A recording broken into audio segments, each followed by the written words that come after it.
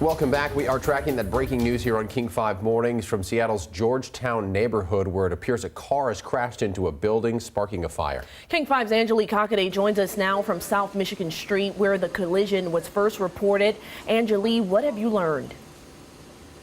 Well, Shantae, this is just a massive SFD presence here. There are vehicles and fire trucks on all sides of Michigan Avenue here on 7th. That's where we are. If you take a look behind me, this is where you see that car crashed into a building here. What seems to be, it was a vacant building from what firefighters told us. There was nobody inside at the time, which is good news. It looks like it used to be a custom crab company, some sort of catering business. Again, firefighters do believe that it was vacant at the time. Now, at this point, we do know a 35-year-old man crashed into this business. He was in some sort of distress. Firefighters then checked him out, transported him to Harborview, where he is being treated for his injuries. Now, at this point, SFD tells us that the fire is out. What you're looking at right now, what we can see is the firefighters sealing the scene off. That's what they tell us. They're sealing the scene off, getting ready to hand over this scene over to SPD here, so that SPD can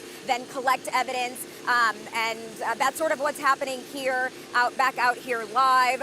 Again, 35-year-old man crashed into a vacant business here on South Michigan Street and 7th Avenue South. No other injuries reported. Again, a little bit of good news. Firefighters say that they were able to contain the fire to just this building, so it did not spread anywhere else. But again, back out here live, all sides of the street here really heavily blocked off. They're asking people to avoid this area. Shantae, I'm going to send it to you. How do people get around this massive fire here that happened?